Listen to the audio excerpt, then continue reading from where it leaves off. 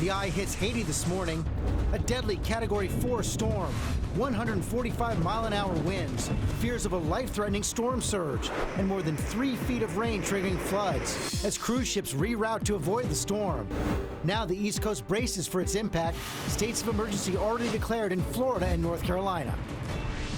Donald Trump fighting back against that bombshell tax story. I have brilliantly used those laws. Hillary Clinton hitting him hard. Here's my question. What kind of genius loses $1 billion in a single year? As new polls show the Democratic nominee topping Trump after the first debate, and their running mates prepare for their own big showdown tonight. Clown chaos. College campuses erupting overnight as an epidemic of clown hoaxes causes schools to go on lockdown. Hundreds of students flood the streets in one college town. What police are saying this morning. Manhunt, the search for armed men who robbed Kim Kardashian at gunpoint, stealing millions in jewelry. New details about those terrifying moments as the reality star recovers back home. New questions about her security. Live in Times Square, this is GMA with Robin Roberts, George Stephanopoulos, and Michael Strahan. Good morning, everyone. We're going to take a look at the eye of Hurricane Matthew, the storm bearing down on Haiti, the strongest to hit the region in decades, and it is expected to be absolutely devastating. That tiny country hit so hard in so many ways. Let's take a look at the massive hurricane from space right now. As we said, it's more than 600 miles wide. Matthew's moving very slowly, could take it along our east coast by the end of the week.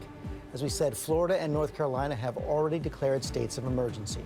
And you're right, George. There's a lot of concerns along the East Coast. Hurricane prep rooms are already up and running, and government officials are preparing for the worst. As you can imagine, we have team coverage live in the storm zone. But first, let's start with Ginger on where the storm is right now. Ginger? Robin, it is just on top of Haiti, so we should see official landfall within the next hour or so. And you can see that large hurricane. Now, this will actually be the strongest hurricane that Haiti has had since 1963 when it makes landfall, as far as landfalling hurricanes go. But here's what I wanted to do. I want to focus a little more on where the compactness, where the hurricane winds are in Haiti. So the hurricane force, where you could get 74 to 145 mile per hour winds within that red cone. Now look at Port-au-Prince, still 120 miles away. You say, oh good, that sounds like great news. It's not, because the eastern side of it is where most of that convection is falling, meaning most of the rain. Deadly rain, flash flooding, mudslides, all possible in places that have already had 22 inches of rain. The Dominican Republic, for example, could get another 20 inches. Eastern Cuba could get 20 plus inches. That type of rainfall, when you have these topography areas where you have all of the mountains, that flash flooding happens very quickly. You don't need 20 inches, you need 2 inches, and you can have devastating effects. So that's why we see the hurricane warnings all the way through the Bahamas. Eastern Cuba is included there. And I wanted to quickly just take you through the timing. It goes eastern Cuba, the eye is just east of it here Tuesday night, so tonight, and then it moves into the Bahamas by Wednesday. What happens after that? I'm going to show you the track and the U.S. impacts in just moments. All right, but you had Port-au-Prince on the board there, and we're going to go to ABC's Lindsay Davis. She's in the center of the storm in Port-au-Prince. Good morning, Lindsay. Good morning, Robin. We can really feel the wind. The rain is starting to intensify. It is clear that Hurricane Matthew is slamming into Haiti. The already deadly hurricane is now making landfall. Hurricane Matthew is now tearing through the Caribbean with life-threatening rain, wind, and storm surge. Thousands of people are bracing for one of the most powerful storms in almost a decade. Winds reaching 145 miles per hour, potentially flattening parts of Haiti, poorest nation in the Western Hemisphere. We are starting to experience some strong gusts of wind. People in Cuba are preparing for the worst, boarding up buildings and filling sandbags. There are fears this morning that all this rain could be catastrophic.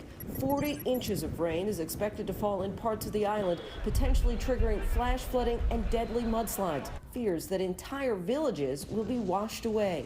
The deadly Category 4 hurricane has already taken at least 4 lives across the Caribbean. The powerful hurricane is forcing major cruise ship companies to alter their routes.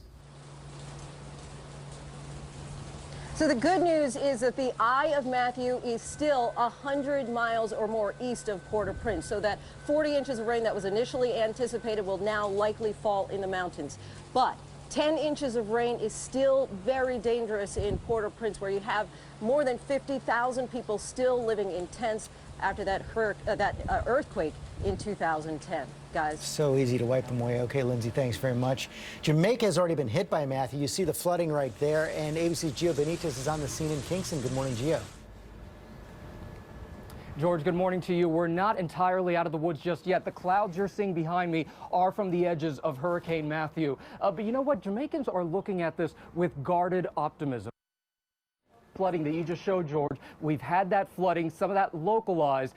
Jamaica floods very easily. We've also had some dangerous surf, but right now it appears this island has fared well. But Jamaicans are prepared. I look around here behind me and I can see that these windows are boarded up. Jamaicans are prepared for whatever comes their way. But guys, I gotta tell you, Jamaicans all tell me they are so concerned about their friends in Haiti. Oh, imagine so. Thank you, Gio. Absolutely. Now, let's go back to Ginger with the latest threat Hurricane Matthew is posing to the U.S. And Ginger, what's the timing of the storm? Since we spoke yesterday, this has really taken on a more western track. And so by Thursday night through Sunday, we're talking U.S. impacts. And that's what I want you to notice on this track right now. This is the official as of the NHC this morning. There's a big high, a big ridge in the Atlantic Ocean that's driving it farther west, competing with that cold front we talked about yesterday. It stays a Category 3 hurricane. That's extremely strong, guys. We haven't seen a lot like this. Even if it just hugs along the coast, you will see major impact right along the Florida coast and then up through South North Carolina and certainly coastal Georgia. Now that's, again, the next couple of days. We put the spaghetti computer model plots on here. They've come into great agreement in coming farther west. The only good news I have for you guys is that the east side of the storm is where the worst happens. That's where storm surge would happen. That's where the heaviest rain happens, and we would be on the west side. And how far up the East Coast could it reach? So I wanted to show you this too. You know, everybody talks about the GFS, the American model, and the European model. They've come in great agreement when it comes to hitting to South Carolina to North Carolina. So we're good through the weekend as for where this is going now. After that, it changes. And so if you're in the Northeast or New England, if you're following the European model, you get very little effect. If you're following the GFS, you get considerable effect, even some flash flood potential in New England, parts of Maine, Vermont, New Hampshire. So much more to learn in the coming days. A lot to keep an eye on. Ginger, thanks very much. We're going to move on now, get the latest in the race for the White House. Just 35 days until the final votes. Hillary Clinton getting a post-debate bounce in the polls. You see a 5-point lead right there. And Donald Trump is fighting back after that bombshell tax revelation, a massive loss that allowed him to avoid more than $900 million in federal income tax. ABC's Tom Yamas is in Farmville, Virginia, where the vice presidential candidates will debate tonight. Good morning, Tom. George, good morning to you. Trump tackled that news head on, praising his business choices, calling himself brilliant. Hillary Clinton said this is more proof that Trump is part of the rigged system he claims to be running against. Overnight, Donald Trump surprising supporters in the nosebleed seats at a Colorado rally. One young man got here, you won't believe this, at 4:30 in the morning. Then inviting that super fan on stage who gave Trump, a germaphobe, a massive bear hug. Wow. Boy, that was a hard hug. He's a strong guy. Trump pulling out all the stops to get his campaign back on track after that front page New York Times story revealed Trump took a $916 million loss on his 1995 tax return, something which under the law would have allowed him to avoid paying federal income tax for nearly 20 years. I have legally used the tax laws to my benefit and to the benefit of my company, my investors, and my employees. I mean, honestly, I have brilliantly used those laws. But Hillary Clinton campaigning in Ohio, where polls show Trump is up, seeing it a different way. Here's my question. What kind of genius loses $1 billion in a single year? But Trump says he bounced back, richer than ever, using it as a talking point, saying he can turn things around. I'm not fighting for me anymore. I'm fighting for you. Fighting for you. With my knowledge, I knew that I would make a comeback without question. And while Trump refuses to release his tax returns, citing an audit, Clinton hinting at another possible Trump tax reveal. There's a lot more to this story, and we're just slowly getting it into the public eye. Now, the New York Attorney General has been investigating the Trump Foundation and now has sent them a cease and desist letter to stop raising funds in New York. The AG claims the Trump Foundation never registered properly. The Trump campaign says this is politically motivated because the Attorney General is a Democrat who's supporting Hillary Clinton. George? And the foundation's going to have to produce documents by October 15th. That could affect the race as well. And Tom, meanwhile, you're there in Farmville, Virginia tonight for the vice presidential debate. Mike Pence's preparation is quite different from Donald Trump's. George, it's completely different. He's actually been doing mock debates with Wisconsin Governor Scott Walker, playing the role of Hillary Clinton. He's also been looking at briefing books, both those moves, something Donald Trump never did. And Trump's campaign manager saying last night that on this stage tonight, we're going to see a feisty Mike Pence. George? Okay, Tom Yamas, thanks very much. Okay, we're going to get the latest now on the Clinton campaign. ABC's Cecilia Vega is on the trail in Pittsburgh. And Cecilia, what is the Clinton campaign hoping for from Tim Kaine tonight in the VP debate? Well, Robin, in one sense, his job tonight is really simple, right? He's basically got to not mess up this wave of momentum that Hillary Clinton has been riding in the wake of that last debate. On the other hand, though, his toughest job is that he has to debate two men tonight. He's got to take on Mike Pence and Donald Trump, tie Mike Pence to Trump's policies. The Clinton camp, I'll tell you, has been heavily involved in his prep sessions. There have been intense studying going on. He's also holding a lot of mock debates, and the same person who is playing Mike Pence for Tim Kaine is the same person who played Bernie Sanders in Hillary Clinton's mock debates. Robin, Tim Kaine has said that he is feeling the pressure tonight given Clinton's performance in that last debate. Is there one issue he's preparing to hit hardest on?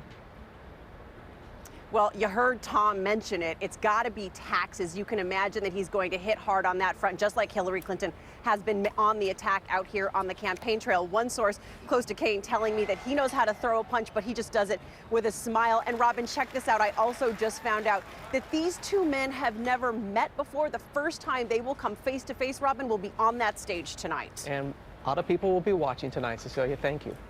All right, and thanks to Cecilia. And let's turn to ABC's John Carl with a breakdown of the new poll ahead of tonight's debate. And John, what are these new polls showing?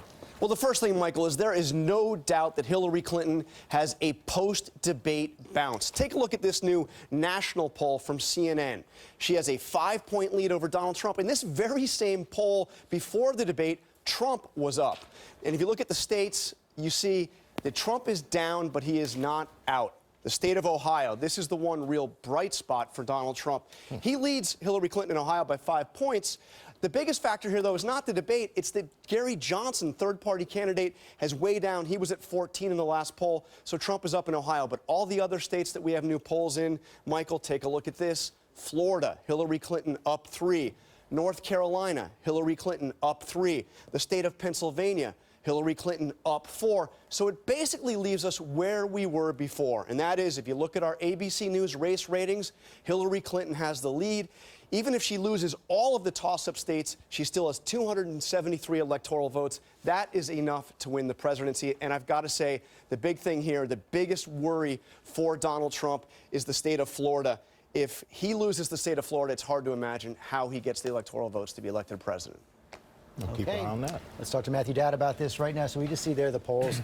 Hillary Clinton solidifying her lead. 35 days to go. Many states already voting.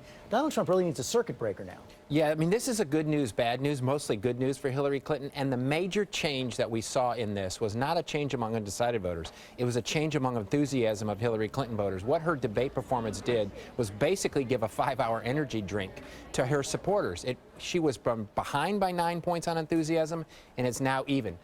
That is also bad news, because if she has a poor debate performance, Donald Trump's enthusiasm advantage will reassert itself in the course of this, and still 70% of the voters are dissatisfied with the direction of the country, and she did nothing to change the perceptions of herself in that debate. No, that's his strongest argument, that he can bring change. Meantime, we get the vice presidential debate tonight. You know, these candidates are going in, 40% of the country doesn't even know who they are. That might not change all that much after tonight, because as Cecilia was talking about, Tim Kaine's going to be talking about Donald Trump. Mike Pence is going to be talking about Hillary Clinton. Yeah, they'll both be talking about the people they're going to be debating the next week. In this, 50 million people will probably watch this debate, though, and it can have some importance. I remember in 2004, after George W. Bush lost that first debate, and then Cheney and Edwards had a debate, it basically stopped the bleeding. And so I think Mike Pence's strategy is a little bit like a MASH unit. He has to basically put a tourniquet on, stabilize the body, and get it to the next debate in this. And he also has to, I think Mike Pence really has to do a thing where he has to do a catastrophic insurance and basically says, listen, you may not like Donald Trump, but I'm here sitting in the White House. Okay, Matthew Dowd, thanks very much. Of course, the next presidential debate is Sunday night right here on ABC. Martha Raddatz is the co-moderator, and I'll be anchoring our coverage of the vice president's debate tonight with Matt Dowd and our whole political team. That's at 9 Eastern.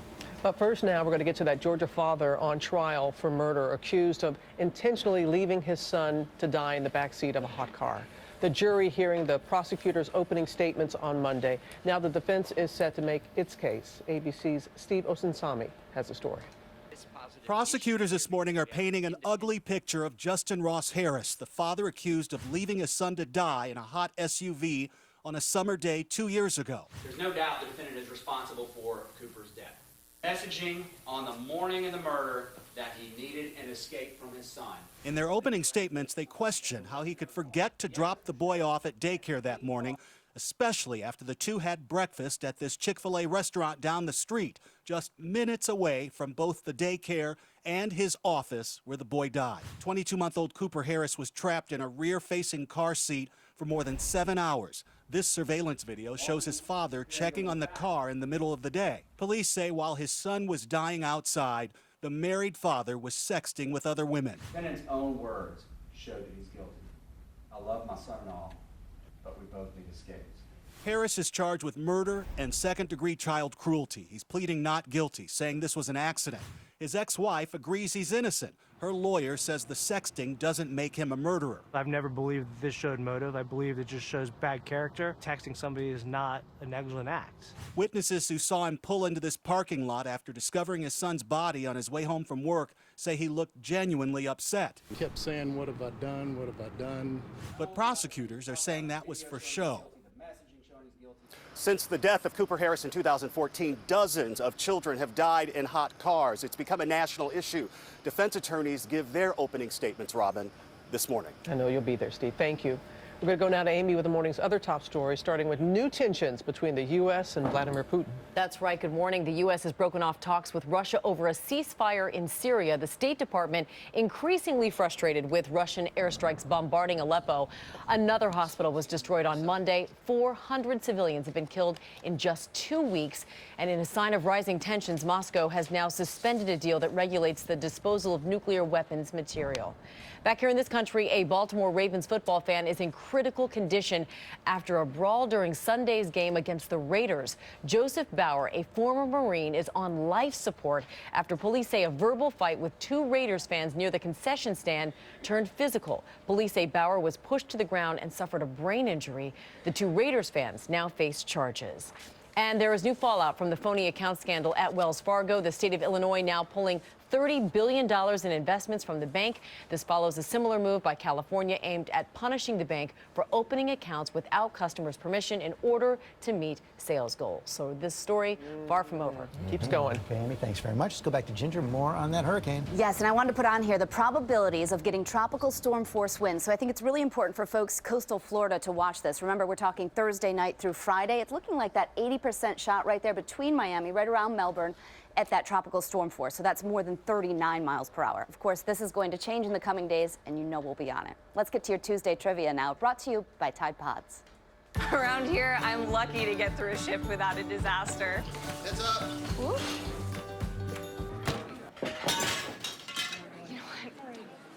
My bargain detergent couldn't keep up. It was mostly water. So I switched to Tide Pods. They're super concentrated, so I get a better clean. I mean, I give away water for free. I'm not about to pay for it in my detergent. Tide, #1 rated. It's gotta be Tide. Okay, out the door this morning on this Tuesday, sunglasses and a light jacket you'll need. By the afternoon, it's the umbrellas. Clouds increase. The high today 75. Behind me, you see the track of Matthew. It's off the coast of Florida Friday. I think our local impacts here will be late Saturday through Sunday with clouds and the possibility of rain in parts of the area and the wind picking up everywhere. So this week, more cloud cover, 70 to 75. We'll watch that track of Matthew for the upcoming weekend. Another note, when you're looking at this path, don't just look at the line, look at the cone, because a 20-mile shift west or east is going to be a huge difference in what you see. We learned so much from you, Ginger. Thank you. Coming up, the latest on Kim Kardashian's terrifying ordeal, how social media may have led robbers to her, and the manhunt